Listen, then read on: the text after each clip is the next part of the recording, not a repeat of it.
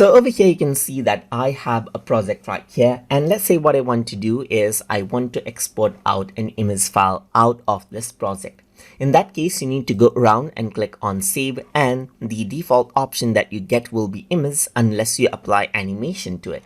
So over here, you can choose JPG, which is the recommended format. So you can choose the quality level of JPG and even set out the size of the width and height right here, and they are arranged accordingly. You can choose PNG, which supports transparency, and you can also choose modern format of WebP right here and choose the quality level, which supports transparency as well.